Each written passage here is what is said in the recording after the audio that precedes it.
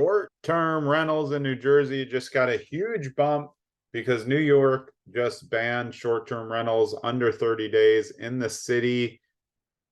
Why does that make me excited? Well, one, I live in New Jersey. I work with a lot of investors in New Jersey. But New Jersey's, generally high taxes and a little bit high prices too. So tough to meet what a lot of investors are looking for in terms of your 1% rule for long-term renters.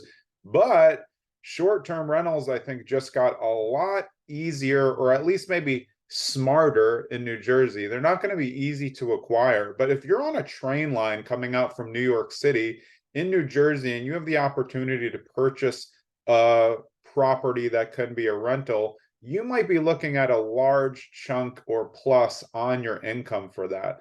So if you're looking at what I call a 1x, is whatever your rent would be for your annual rent, maybe you're looking at a 2 to 3x or more for a short-term rental. Why?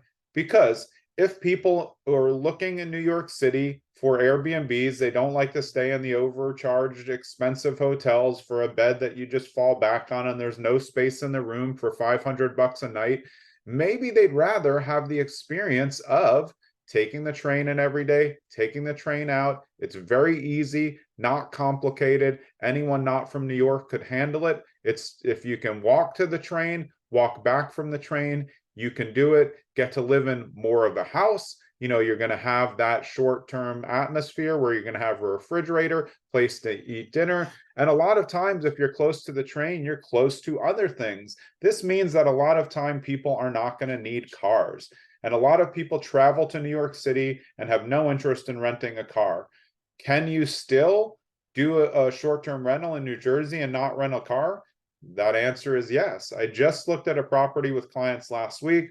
Rates are a little high. Numbers didn't work out, but I think it would have been a huge, huge win in Montclair. It was walkable to the train station, walkable to Upper Montclair, was right next to the supermarket. So what you want to look for is options for close proximity to the train. Maybe the place doesn't even have to be that nice. It doesn't even have to be that big. You're going to turn it into something nice because Airbnb, short-term rentals, all of these things now have become an experience. But what you can need to look at if you're a real estate investor and you've been investing or interested in short-term rentals is whenever a town puts those things or a city puts the restrictions in place, that means now New York City is 30 days and up. It's much harder. Maybe they're going to require registration like they used to do in the Hamptons. So now you're looking for, like here, we don't have that. You want to research the towns. You want to talk to other Airbnb owners or short-term rental owners in the area, see how they've done. The one thing that I do when I'm looking in areas for short-term rentals is the first thing I do is I don't go to AirDNA or any other site to look at the data. I actually just go on the sites that have short-term rentals. Vrbo, HomeAway, if that still exists, it's probably in with Vrbo now, and of course Airbnb. And I just look to see what's available.